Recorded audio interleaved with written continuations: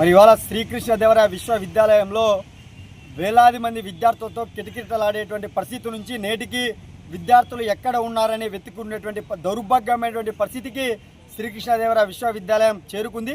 దీనికి ప్రధానమైనటువంటి కారణం ఈ రాష్ట్రంలో మరి గతంలో ఉన్నటువంటి వైసీపీ ప్రభుత్వం కామన్ ఎంట్రన్స్ టెస్ట్ తీసుకురావడం జరిగింది. కామన్ ఎంట్రన్స్ టెస్ట్ తీసుకురావడం వల్ల విద్యార్థులు తమకు ఇష్టమైనటువంటి కళాశాలలో చేరడం లేదు. గతంలో ఏ యూనివర్సిటీకి సంబంధించిన సెట్ ఆ యూనివర్సిటీ నిర్వహించుకొని తమకు అనుకూలమైనటువంటి కళాశాలలో తమకు ఇష్టమైనటువంటి కళాశాలలో విద్యార్థులు చేరేటోళ్ళు. కానీ జగన్మోహన్ రెడ్డి ప్రభుత్వం కామన్ ఎంట్రన్స్ టెస్ట్ తీసుకురావడం జరిగింది.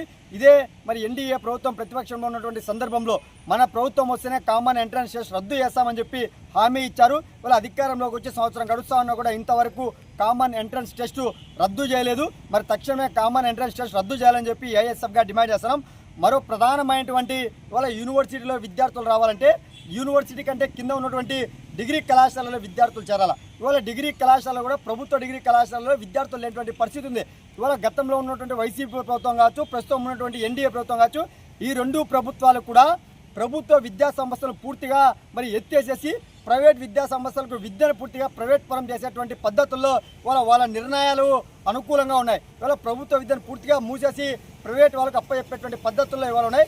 దానికి ప్రధానమైనటువంటి ఉదాహరణ ఇవాళ ఇంటర్మీడియట్ సంబంధించినటువంటి పరీక్షలు ఇవాళ మార్చిలో పూర్తయితే ఇవాళ డిగ్రీ నోటిఫికేషన్ సెప్టెంబర్ అయినా నేటికి కూడా మరి గత 2 రోజులు 3 రోజుల క్రితం రావడం జరిగింది. ఇవాళ చాలామంది విద్యార్థులు మరి మార్చిలో నోటిఫికేషన్ మార్చిలో ఇంటర్మీడియట్ ఎగ్జామ్స్ పూర్తయినటువంటి వెంటనే మరి ఏప్రిల్లోనో మేలోనో డిగ్రీ నోటిఫికేషన్లు ఇస్తే వాళ్ళు డిగ్రీ చేయడానికి అవకాశం ఉంటుంది. ఇవాళ మార్చిలో ఎగ్జామ్స్ పూర్తయినా సెప్టెంబర్కైనా నోటిఫికేషన్ రాకపోతే మరోవైపు బీటెక్ సంబంధించినటువంటి ఐసెట్ కౌన్సిలింగ్ ఏమో మేకే స్టార్ట్ అవుతుంది. మరి విద్యార్థులందరూ కూడా ఇళ్ళ దగ్గర సెప్టెంబర్ వరకు ఉండలేక మరి బీటెక్ వైపు వెళ్తే మరి మాకు చిన్న చిన్న ఉద్యోగాలు వస్తాయని చెప్పి ఇక్కడ డిగ్రీ అడ్మిషన్స్ పూర్తి కాక అక్కడ బీటెక్ అడ్మిషన్స్ ఓపెన్ కావడంతో విద్యార్థులందరూ కూడా మరి బీటెక్ వైపు వెళ్ళిపోతా ఉన్నారు. ఇవాళ రాష్ట్ర ప్రభుత్వం మరి రాబోయేటువంటి అకాడమిక్ ఇయర్లో అయినా కూడా మరి ఇంటర్మీడియట్ పూర్తయినటువంటి ఎగ్జామ్స్ పూర్తయినటువంటి రిజల్ట్స్ వచ్చిన రెగ్యులర్ రిజల్ట్స్ వచ్చినటువంటి వారంలోనో 2 వారాల్లోపే మరి డిగ్రీ అడ్మినిస్ట్రేషన్కి సంబంధించినటువంటి నోటిఫికేషన్ విడుదల చేయాలా.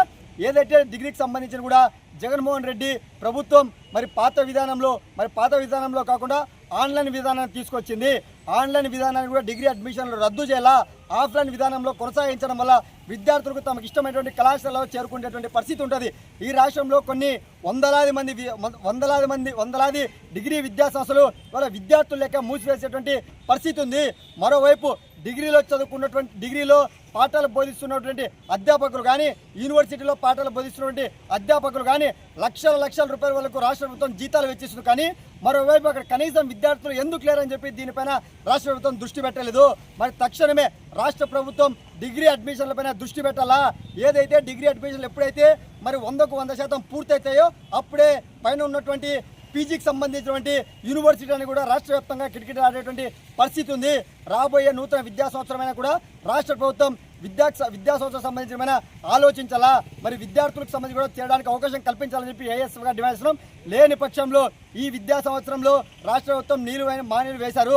భవిష్యత్తులో ఇలాంటివి తీసుకుంటే పెద్ద ఎత్తున ఆందోళన కార్యక్రమం నిర్వహిస్తామని చెప్పి ఈ సందర్భంగా రాష్ట్ర ప్రభుత్వాన్ని ఏఎస్ఎఫ్గా డిమాండ్ చేస్తా ఉన్నాం.